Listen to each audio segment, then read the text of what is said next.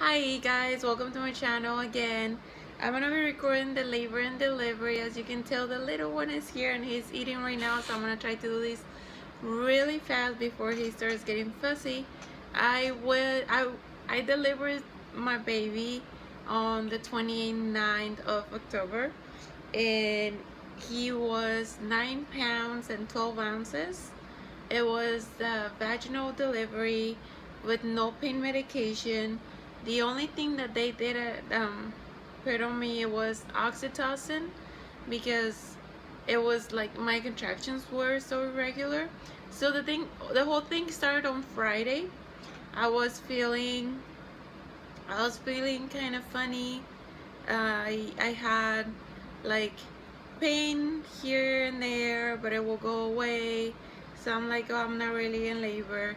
I still went to the hospital just to make sure, and they told me I wasn't dilated, I wasn't contracting. Like, it was a contraction, just one contraction the whole hour I was there.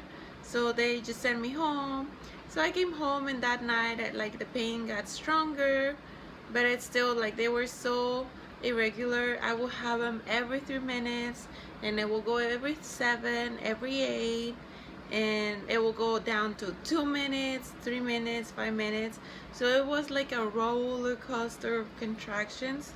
And I didn't want to go to the hospital again and be sent back, because I feel like I don't know, like, the nurses, or they don't really like you to do that because you're just wasting their time, especially because Friday was busy. So I'm like, I'm just gonna wait. So on Saturday I started getting more, not more often, but I've noticed they were more, and they were more painful. Like, it was really getting on my nerves.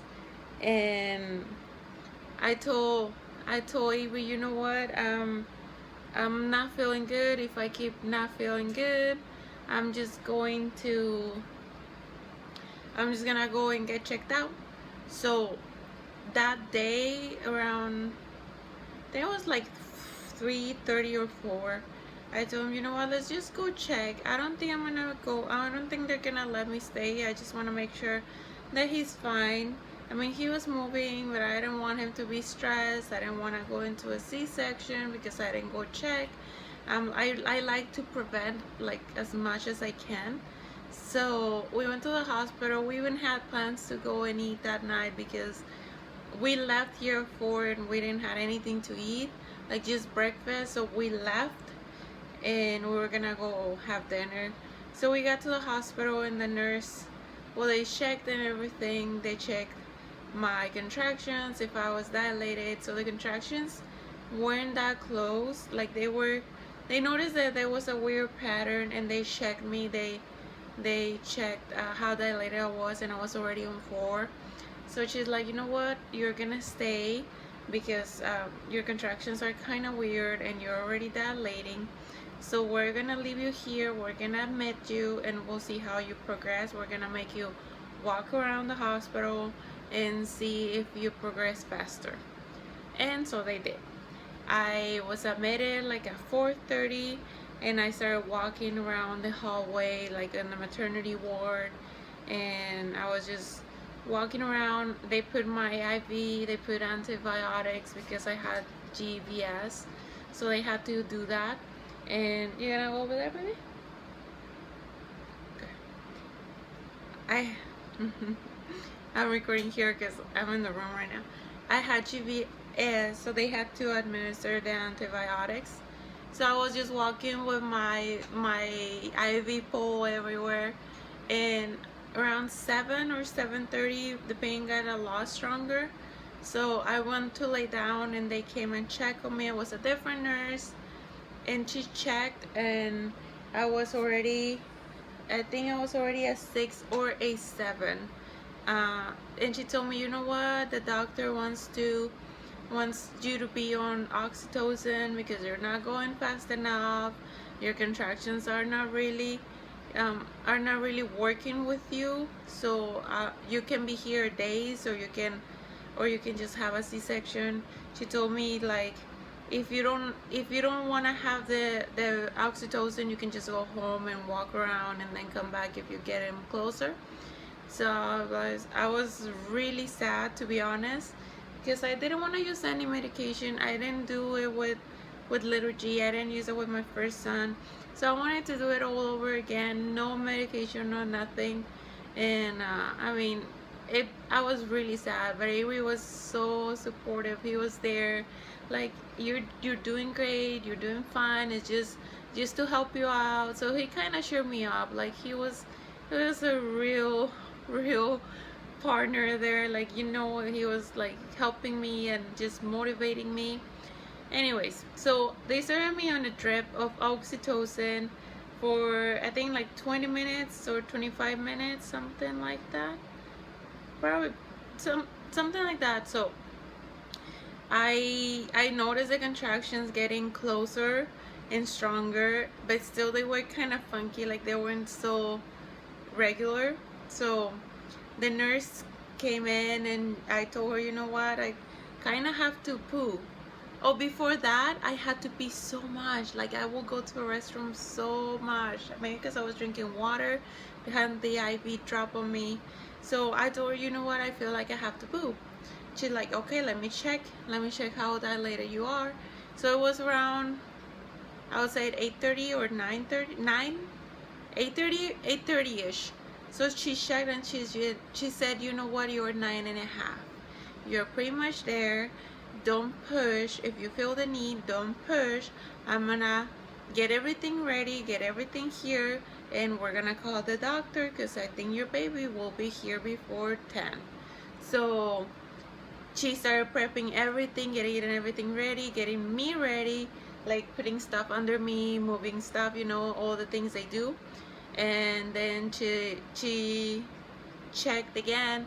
She said that she needed to move something in my cervix because it was on the way for the baby to come down.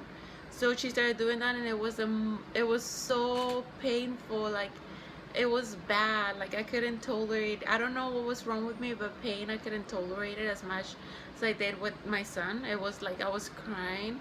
And then the doctor came in, and like, she told me, you're gonna push real hard. And it went like, you put your legs here, you do this, you do that, and push. I think, well, he was born at 9:21, so it was like a 20, probably 30 minutes labor, and it was hard. I won't lie, it was really hard this time. I felt like it hurt a lot more, even though his head was smaller, way smaller than little G. It was so painful. I couldn't do it. I couldn't push him out. Like, I would push, and Avery said that he will see his head, and then I will stop and I will go back inside, and they will get. I felt like they got frustrated with me because I wasn't pushing hard enough.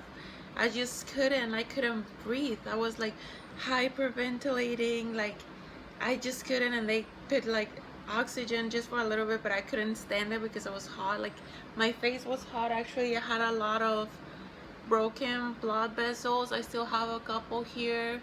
Like, my face broke a lot. Like, my blood vessels broke a lot. I had a bunch of like what it looked like freckles. But anyways, oops, I'm sorry, buddy, I didn't mean to startle you. I delivered.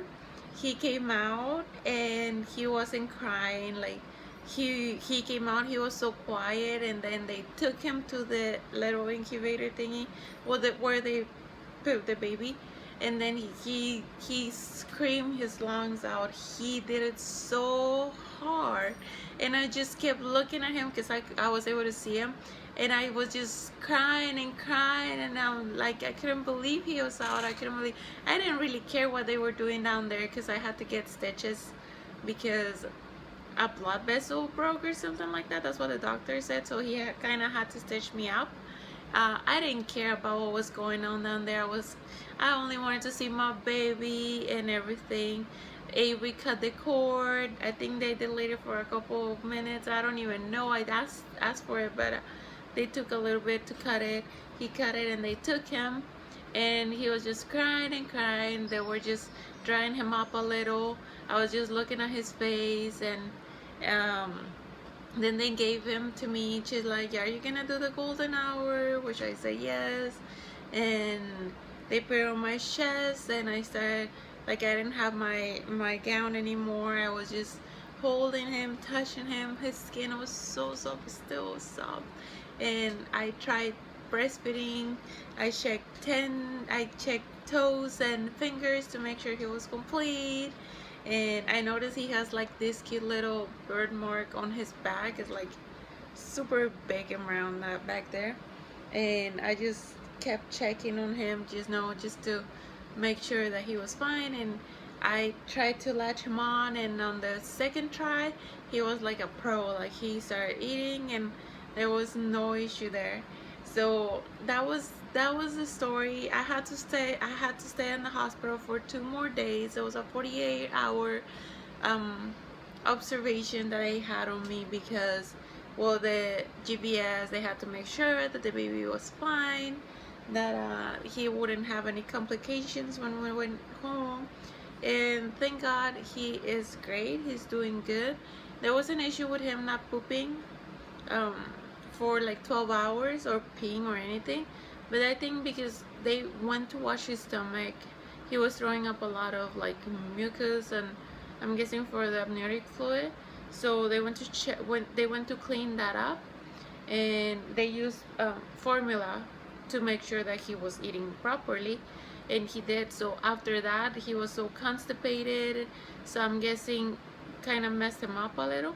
But now he's just exclusively breastfed, and I couldn't use the cloth diapers in there because they will take like diapers to check if he was peeing or pooping, so I couldn't use the cloth diapers. But right now we're kind of in between transitioning, just because he wasn't peeing that much. And until today, I noticed today, like, he had a full diaper of pee. So right now he has a cute cloth diaper. I still need to adjust a little, but we're working on that. And yes, that's my labor and delivery story. I know it's kind of long. I'm sorry about that. I just wanted to tell you. I will be making a 1-week postpartum when I have the week, and tomorrow he has a doctor's appointment, so I'll probably be doing that on Sunday or Monday. I'll probably be recording that. So thank you so much for watching. Don't forget to subscribe, and let me show you real quick. He's eating, so don't mind the little skin, you'll see. But look at that. So it was great. Little G was great with him, the big brother too. So I mean, it's been fun, right? You're gonna come over here? Yeah. Are you happy to be a big brother? Yeah. Yes. Sweeties, I took pictures. I've been posting pictures on Facebook, Instagram, Snapchat. I'm like those kind of moms. I post a bunch of pictures, but mostly on Snapchat. But it's been fun, right? Yeah. Thank you for watching. Now I'm gonna let you go because this is too long. No, I will see you tomorrow. Guys. Bye, guys.